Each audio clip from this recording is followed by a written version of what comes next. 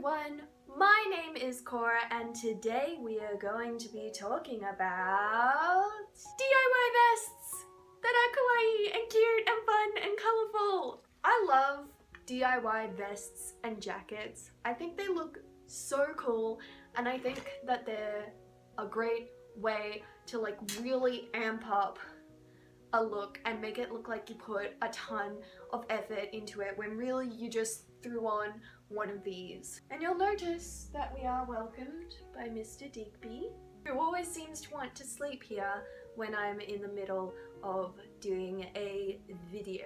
Let's talk about the backstory behind these vests. So I just want to start off with my first one, which is my rainbow brightly coloured vest for when I'm wearing looks like the one I'm wearing now. I like having the two vests because I sort of have like two colour schemes in my wardrobe that don't always mix and match together well, so sometimes it's nice to have like two different but still kind of similar items for each side. So for the rainbow side of my wardrobe I have this, and this is actually vintage Ralph Lauren, which I discovered was vintage Ralph Lauren after I chopped off the sleeves. I originally found it as a jacket at the suitcase rummage back in 2018, before I even started my sustainable fashion journey. I saw it and I thought, this would be something that would be fun to DIY. And then I believe that the same day I bought it, I actually went and bought these 8 patches that you see on the back, and those were the very first ones I put on, and I just ironed them on, but because I only ironed them on they would peel off fairly easily, and so I was afraid to actually wear this jacket back when it was still a jacket. I live in Australia and it is so hot. I'm someone who's willing to deal with the heat because I have a good heat tolerance. That's why I'm wearing a freaking turtleneck in the middle of the summer. Am I a bit hot? Yes. Can I manage it? Am I used to it? Absolutely. One thing that ended up making this way more wearable for me was chopping off the sleeves as well as actually sewing down the patches, and I remember the first time I did that, it was something I guess I was kind of afraid to do because I thought, oh, what if I mess it up or something, but when I actually did do it, I actually really enjoyed the process. Like, my fingers were hurting because I was constantly pushing this needle through like this thick fabric, sometimes through the thick seams and the thick patches themselves, and it was really tough. There was also something really therapeutic about it, and so that's why whenever I got a new patch, I remember I was always so eager to put it on my jacket because I really wanted to have that experience of hand stitching it on. Building this up to what it is now was definitely a very meditative experience, so that's one reason why I highly recommend working on your own battle jacket. And also, I mean, not battle jacket, I've had like some of the metalheads on Instagram get on me for calling this a battle vest, despite it not being metal themed. The punks don't mind. The punks actually really love my vests. I remember actually I was wearing this one at Supernova last year, and I really regret not getting footage of this for the vlog that I posted. I was wearing this vest and I was actually stopped by someone to compliment my vest. I realized what they were wearing, and they were wearing this like super amazing and so worn vest. I asked them how long they had been working on it. 15 years.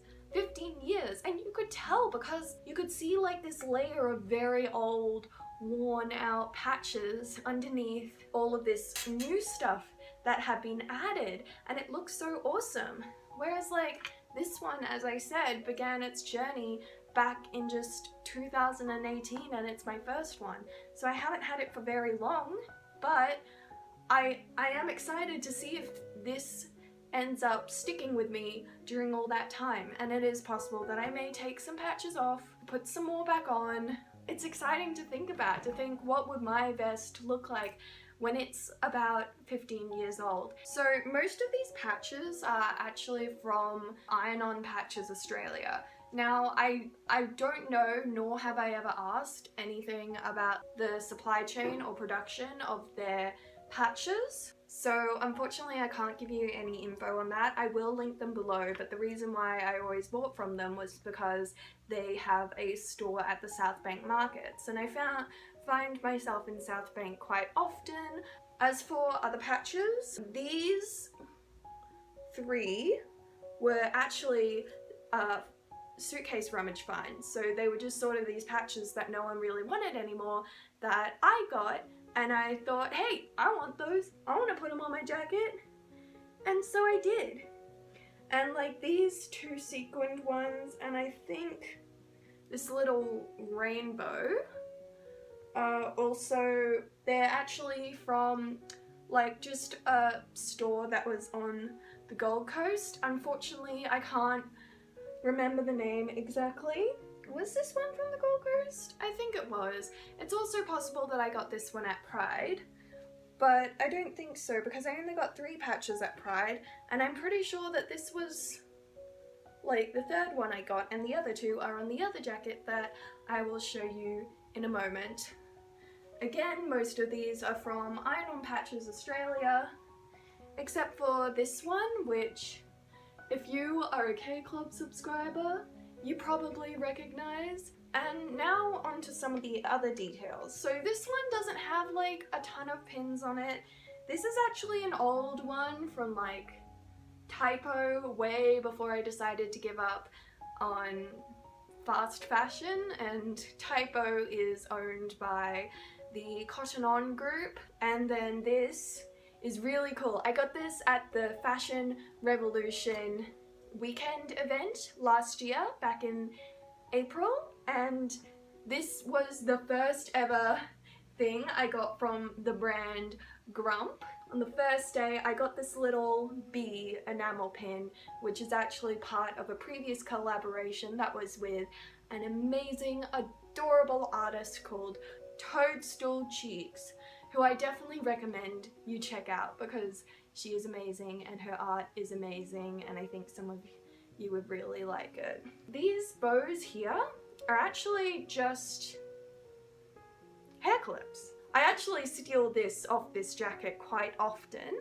Both were from fast fashion brands that I bought before I started like this whole sustainable fashion journey. I actually believe I bought this when I was looking for stuff to wear back when the whole marriage equality survey was happening in Australia.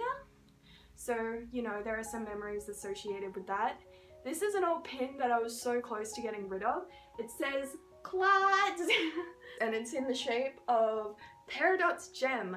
I am a Steven Universe nerd. I love that show so much, and Peridot is one of my favorite characters.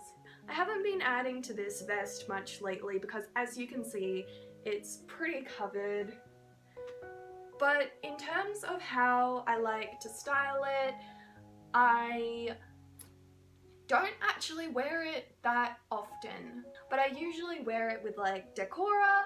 I can't remember their name, but I met someone, they're like an amazing activist and stuff who you should definitely go follow, and I remember they were wearing like this super cool, super chic, gender non-conforming look at the first day of Fashion Revolution. One thing led to another and they challenged me to come in the next day being as over the top as I could. So the next day I came in Decora fashion, and as you know, I also wore that vest to Supernova in another Decora look, and I also was wearing this when I entered the Kawaii International competition last year as well. That look that I entered was actually me dipping my toe back into Decora fashion after sort of thinking, well, I'm not gonna have any opportunities to wear Decora fashion as part of a community anymore, and I was sort of going through like a little bit of a minimalist phase. This is something that is associated with some very special looks and some very special memories, and it will definitely be one of my go-to pieces for decor fashion. Onto this second vest, which is also very, very, very special to me. This one, as you can see, is a bit more pin heavy, a bit less patch heavy, but as you can see, I included a lot of patches on it. And you'll notice it has some very special details. So the purple vest I showed you was actually purple when I got it. So if you're asking me for any tips and tricks on how to dye vests, I'm afraid I'm not the one for you. The one you should go to is the Stitches, who was actually selling this as a jacket originally on her Etsy shop, Glitter Riot Goods, which is amazing, and I have yet to actually formally buy anything from there, but I will someday, I promise, because I want to support the Stitches, aka Catherine, in any way that I can, because she is amazing, and if you love my content, you will love her content. She's actually the one who originally thrifted this as a jacket.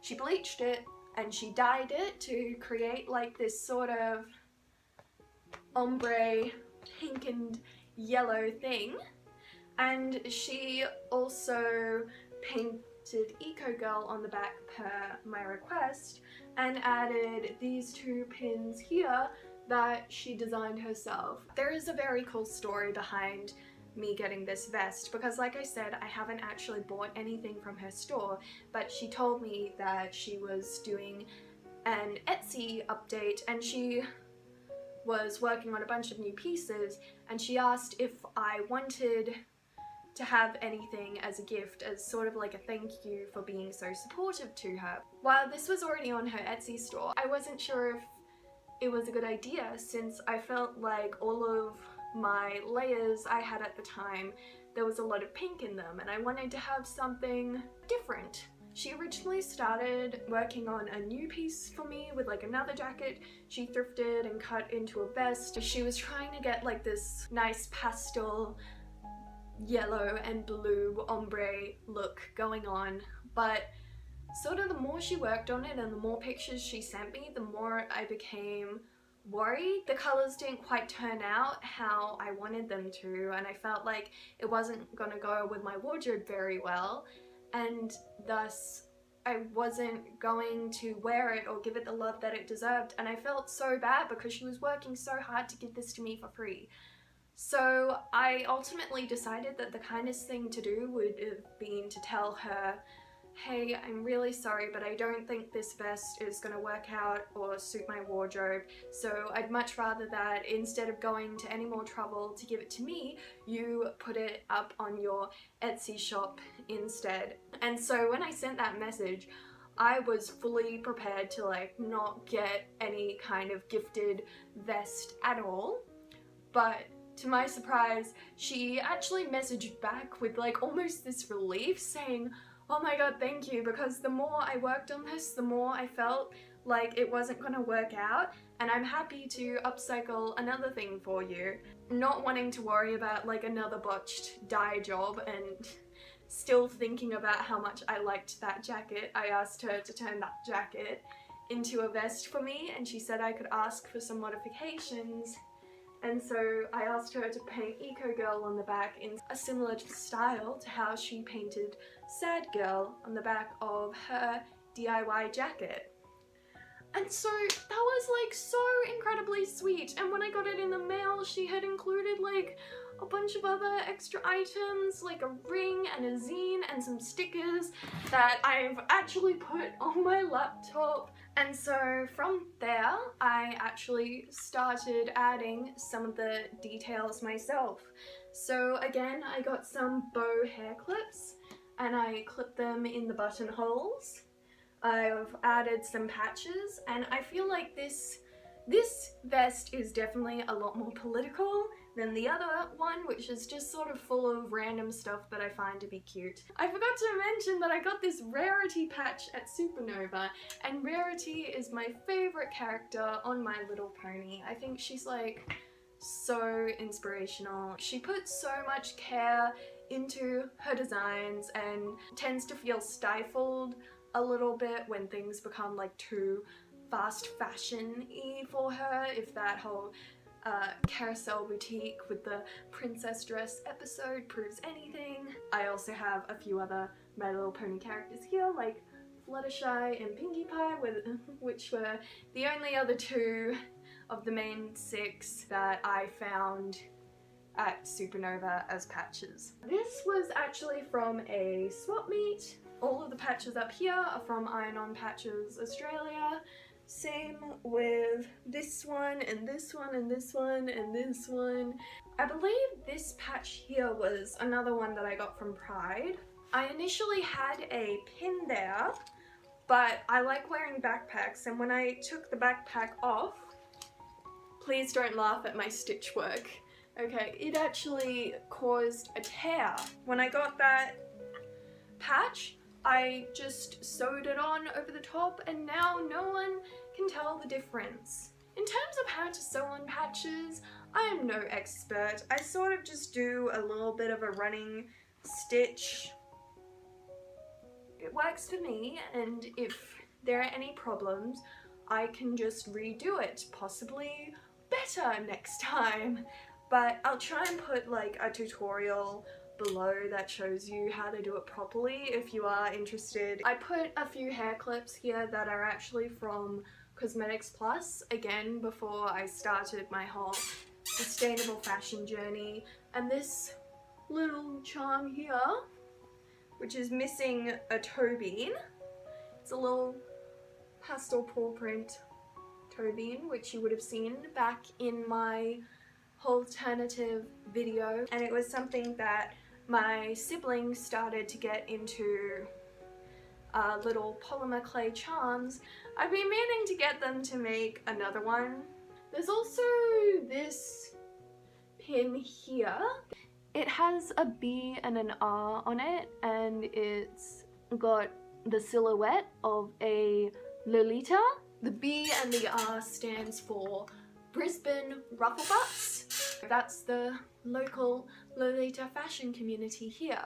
So I also bought that pin at the swap meet, and it was being sold to raise money for the community. I've got a pin that I got at Supernova that says asexual and proud from the same maker, who I will link in the description. There are also these pronoun pins for they, them, and she, her. This is from Cutiesaurus. There's this pin, which is a very recent addition, that says Feminist AF, because that is exactly what I am. This one is cute.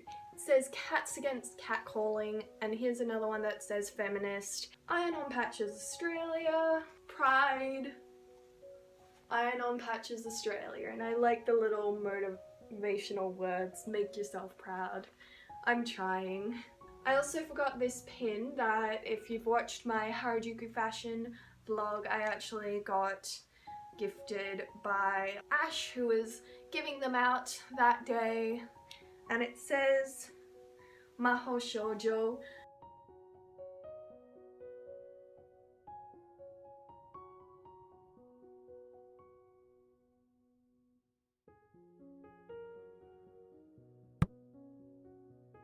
So this one I definitely wear a lot more than the other one. It's not quite as bright and flashy. It's a little bit more toned down, but still very over the top in its own way, and really great for OTT kawaii coordinates. But I think another reason why I wear this is because the majority of stuff in my wardrobe does fit like the more pastel rainbow side of things. I do like the brighter pastels. I've worn it in both sort of like decora and like over the top styles. Like you would have seen me wearing this in my last video. I wore it to the Harajuku fashion walk to show that you can be kawaii as well as conscious of the environment. This is my go-to vest for protests, especially climate protests, which are probably the only ones I've been to in the past year or so. I just wanted to maybe discuss some potential places where you can get resources, and I really wish I did more research for this part of the video, but I just wanted to say if you want to have a dyed vest like this, but maybe you're worried about going through the motions yourself, definitely check out Glitter Riot Goods by The Stitches.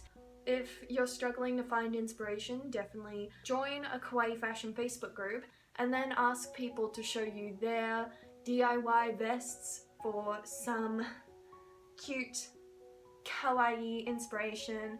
Or maybe you aren't necessarily into kawaii soft fashion, which is perfectly okay, because DIY vests are so diverse and so personal that they can be pretty much anything. They can be like dark and brooding, they can be like bright and rainbow, they can be like soft and pastel. I've already listed like where I got my patches, and I've only been able to outright name one of the places, but if you're looking for places online, there's Lost Without You patches, which like does very sequiny ones. There's also Sugarbones, which I'm sure many of you have heard of.